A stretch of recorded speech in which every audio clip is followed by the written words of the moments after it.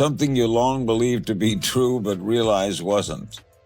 Well, as one of the main opponents of the Illuminati, I always wanted to know what information they had that we didn't. Now, we finally have an update on the drowning death of Malcolm-Jamal Warner. Now, according to ABC7, they stated that Malcolm-Jamal Warner had drowned while he was on vacation in Costa Rica. Now, the article goes on to say that Warner had drowned off the coast of Costa Rica. Katt Williams has been warning people for years, saying clearly that if you're a black man in Hollywood and don't follow their rules, they'll erase you like you never existed. Looking back at the late Malcolm-Jamal Warner's career, this feels different, and all that Katt said starts to make more sense. Malcolm wasn't trying to get attention or acting silly just to stay relevant. He had values and would turn down roles that made black men look foolish or weak.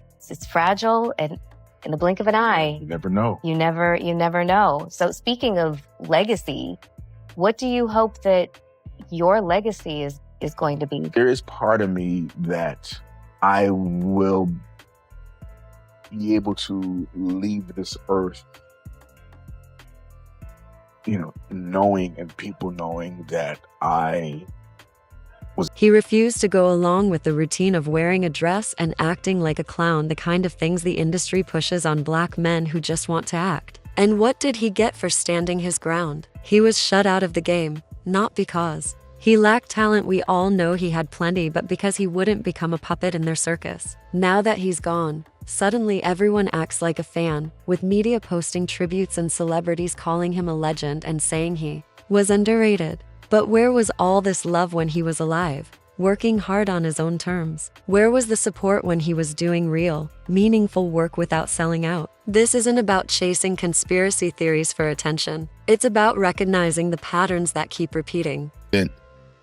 So much of the early part of my life, listening to, being celebrated on one hand, but paying way too much attention to. This is about how Hollywood pushes real people to the side while they're still alive and only gives them praise when it's too late to matter. Katt Williams has been speaking about this for years, but no one wanted to listen. So let's break down the real story, what Katt Williams has been exposing all along, what Malcolm-Jamal Warner truly stood for, and why all this sudden praise only began after he passed. Some of us make choices. I think it's not a biggest choice for others. I'm saying at the end of the day, Kevin doesn't have to worry about what people are going to say about him wearing a dress because of the long line of dress-wearing people before him. So now we had Big Mama's house 1, 2, and 3. Yeah. I've never seen Medea in a pantsuit. I think she wears dresses. So now I'm saying, why are we picking on poor little Kevin Hart? Because it was his turn next.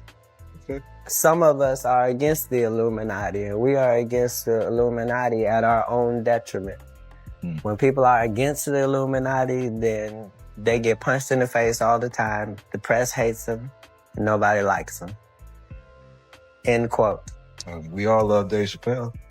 Exactly. Dave Chappelle has never been a part of the Illuminati. They don't want him or me or people like us. Malcolm, best known as Theo Huxtable from The Cosby Show, tragically passed away on July 20th, 2025, while on a quiet family trip in Limon, Costa Rica, hoping to enjoy some peace. While swimming with his 8-year-old daughter, a deadly rip current suddenly pulled them both under. That beach is known for its dangerous tides, and on that day, no lifeguards were on duty because officials had moved emergency staff to other areas due to recent chaos nearby. When the rip current hit, there was no trained help available, only surfers and a few brave locals who jumped in when they saw the panic. One of them managed to reach Malcolm's daughter and get her to safety, while another tried to rescue Malcolm. But sadly, it was already too late. First things we saw when we pulled up to the beach, signs in Spanish and English warning people about potentially hazardous conditions. This sign even giving a roadmap for how to escape. By the time emergency crews arrived, it was too late to save Malcolm, who had drowned. The cause of death was confirmed as asphyxia due to submersion. The surfer who risked his life trying to rescue him was rushed to the hospital and remained in critical condition. When the autopsy report was released, it confirmed what many had already feared: this was a tragic accident, nothing more. Confirmed what many already feared. This was a pure accident. Rican Beach, where officials say a dangerous rip current swept away Malcolm-Jamal Warner, the Cosby Show star, drowning in secluded paradise on Sunday. What makes that beach so treacherous? You know, it's similar to other beaches where there are strong rip currents that are deceiving. Mike Geist helps run a volunteer lifeguard organization here. He says while no lifeguards were on duty that day, Geist's friend, who happens to be a trained lifeguard, was there to surf and discovered Warner unresponsive in the water. Costa Rica's Red Cross says they were able to rescue another man alive who was taken to a clinic in critical condition. Rica, Jesse, officials say Warner's autopsy is now complete. It was completed this morning, according to authorities, Tom, and they say that it confirmed that Warner's drowning death. What made Malcolm-Jamal Warner's death hit so deeply wasn't just how it happened, it was who he was. He was one of the rare child stars in Hollywood who never spiraled, never sold out, and never gave up his integrity just to stay relevant, which is almost unheard of in the industry. Malcolm didn't just survive Hollywood, he thrived, but on his own terms. He became a self-made multi-millionaire, an Emmy-nominated actor, a Grammy-winning musician, a respected poet, a director, and a man who truly stood for something both on and off the screen. He moved with purpose and built a legacy on discipline and pure talent, no gimmicks, no shortcuts. While tabloids chased scandal, Malcolm gave them nothing. He was a loyal husband who never divorced and a proud father with no children outside his marriage, something rare in that world. Behind the scenes, those who worked with him had only one word for him: respect. Malcolm was the blueprint for what a strong, grounded, grown man looks like. Then, just like that, a freak accident cut his life short at 50 for no warning, no health problems, no drama. One minute he was in paradise with his daughter, the next he was gone. It's cruel, but if we're honest, the only truly tragic thing about Malcolm's story is how short it was, because when you look at what he did with his time, it's clear he mastered life and gave us the kind of example this world needs more of. What really needs to be addressed is how Hollywood completely ghosted Malcolm-Jamal Warner while he was still alive. Now, everything Katt Williams has been shouting for years suddenly makes perfect sense. Malcolm didn't fall off, don't get it twisted. He didn't fade because he lacked talent. He just refused to play the Hollywood clown game. After The Cosby Show, he could have cashed in easily big-budget sitcoms, loud over-the-top movie roles, the typical black best friend in every other rom-com. The doors were wide open. He just didn't walk through them because he had standards. Malcolm said no to roles that made black men look like jokes, no to dresses, no to fake accents, no to buffoonery. He refused to sell out his identity for a check. He wanted to represent something real, something dignified. That choice came at a price. That's where Katt Williams fits in, because he's been saying this from day one. Through every interview, comedy set, and podcast rant, Katt has been calling out how Hollywood forces black entertainers into boxes. If you don't play the stereotype, the loud fool, the broken man, the punchline, they shut you out. Katt turned down those same degrading roles. He said no to wigs, no to clown suits, no to fake voices, and just like Malcolm, he paid the price. They called him crazy, labeled him difficult. But let's be honest, Malcolm-Jamal Warner had it all: talent, wisdom, discipline, and real vision. Even before conception, we were very clear we were having it. And I knew that I needed a girl first to kind of ease me into it, because I have a pretty good idea of what kind of father I would be. Mm-hmm. So I needed a girl to kind of, slow me down and warm, soften me up, if you will.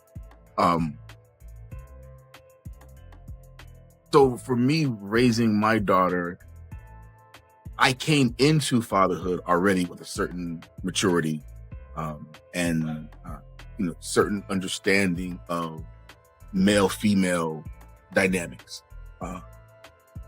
And with a girl, all of that starts with the father. So I've always, Because Malcolm didn't fit Hollywood's mold and flat out refused to perform the way they expected, they benched him all because he wouldn't play the clown or dance for a check. But here's the twist: Malcolm didn't even care. He wasn't begging Hollywood for scraps. He was thriving on his own terms. He launched his own podcast called Not All Hood, where he regularly called out how the media tries to box in black people, acting like we all think, live, and move the same. He was never afraid to speak truth to power. Instead of chasing industry approval, Malcolm focused on projects that mattered, producing and starring in powerful documentaries, theater pieces, and indie films that tackled real issues, from Black history to systemic injustice, always choosing truth over trend. In 2021, Malcolm went further and wrote a bold op-ed for the Television Academy exposing Hollywood's real problem, the gatekeepers. He made it clear that most of the power still lies with white executives, producers, writers, and directors,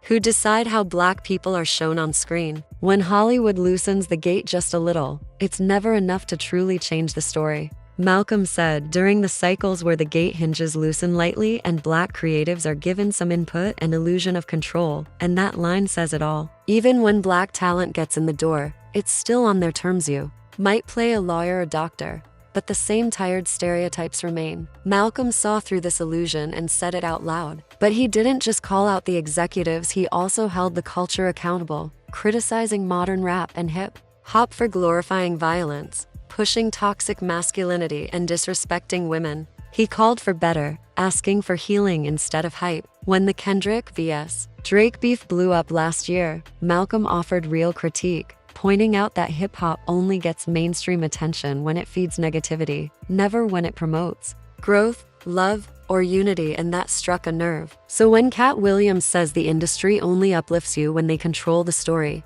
this is exactly what he means. Malcolm wasn't easy to package. He wasn't the goofy sidekick or the guy in the wig. He wanted to show the world a real Black man, intelligent, deep, complex, and human. Because of that, many doors stayed closed. He didn't chase cheap fame and turn down roles that could have made him more popular but would have cost his respect. Meanwhile, other actors from the same era rose by taking the roles Malcolm refused. That worked for them. But it was never Malcolm's mission. He stayed true to himself, even when it cost him. In interviews, he quietly hinted at what was happening behind the scenes. His own team told him, "You're too serious, not marketable enough," which was code for too Black, to smart, to honest. In Hollywood, that mix gets you blacklisted fast. That silence and slow fade from the spotlight wasn't a coincidence, it was the price of saying no. Malcolm wouldn't play the fool or do the humiliation just to keep the checks coming. And that's exactly what Katt Williams has been saying for years. When you say no to being their puppet, they don't argue. They just disappear you. They erase you. But now that Malcolm's gone, suddenly Hollywood can't stop talking about him. He's now a legend, a pioneer, with glowing tributes, Instagram stories from CBS, and think pieces calling him ahead of his time. But where was all that love when he was alive? Malcolm didn't chase clout, didn't show up to every red carpet, or sell out for award applause. Because he moved with integrity, big platforms barely acknowledged him. The same award shows that snubbed him are now posting about how deeply he'll be missed. Suddenly, streaming services promote and release projects like Malcolm hadn't been waiting in silence for years, hoping for a green light that never came. It's wild. Overnight, he became the safe Black icon. And that's the part that stings the most. They waited until Malcolm couldn't speak for himself to finally give him his flowers. All these tributes now feel less like honor and more like damage control, as if they're trying to rewrite history, pretending they always saw his greatness, when in truth, they left him out in the cold. While Malcolm was alive, Hollywood didn't put him on stages, hand him awards, or support his passion projects. They were too busy promoting the next viral clown, focused on entertainers who played the game. The few times Malcolm got attention, it was on indie circuits, niche platforms, or low-budget specials without marketing push. Now they act like he was always part of the system, but he wasn't. He was fighting it. Malcolm was quietly building something different and never compromised. That's why real fans in the culture mourned so hard. We see what they tried to do to him and what they're trying to do now. It's the same tired playbook. Silence voices that won't bend, then pretend they were heroes once they're gone. Katt Williams has been saying this for years. They erase truth tellers in life, then rebrand them in death. Now that Malcolm is gone, they scramble to polish the story. But the truth is, they didn't want him while he was alive. He was too real, too principled, too hard to control. So they let him fade quietly, even as he educated, uplifted, and created from the heart without Hollywood's approval. Now they treat his name like a brand, with tribute reels and lost footage, acting like they always loved him. But we remember the silence, the years when his name was barely mentioned while the machine kept pushing stereotypes. This isn't new, it's a cycle. They ignore voices with substance until it's safe to claim them, push aside those who won't play puppet. Then after tragedy, call them icons and legends. But Malcolm didn't need their fake flowers. He bloomed without their light and built something real,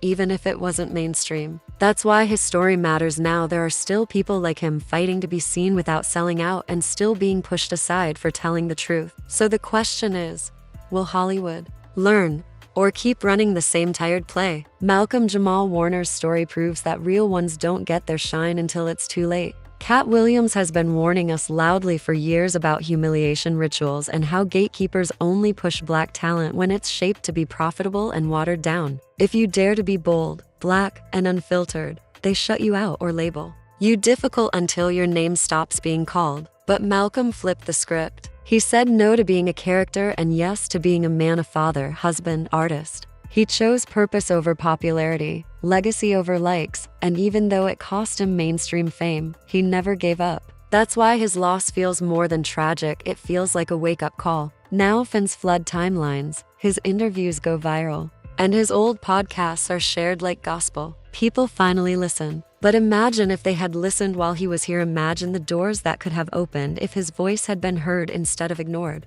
Now everyone celebrates Malcolm. That's exactly how the industry works. They don't give you respect while you're alive and standing in truth. They wait until you're gone to remix your legacy into something they can package for press, tributes, and promos. Katt Williams saw it coming years ago. Hollywood only honors real ones when they're silent. When your voice can't challenge them anymore, that's when they turn your life into a sanitized, branded, profitable highlight. Real. So now we ask, is this love for Malcolm real or just a Hollywood cleanup job? Remember, his refusal to sell out didn't make him a star, it made him a target. They didn't reward him for staying grounded, they erased him. He didn't fit their story, so they left him out of the spotlight. But Malcolm wasn't just another celebrity chasing fame. He stayed focused, intentional, and true even when it cost him roles, deals, or clout. In a town built on fakery, he chose substance, and that made him easy to overlook until now. His death is more than tragic. It's a brutal reminder of how rare integrity is in this business. So let's talk, was Malcolm pushed out because he wouldn't play their game? Why does it always take death before someone gets the attention they deserve? Share your thoughts in the comments. And if you want more deep dives like this, make sure to like, share, and subscribe.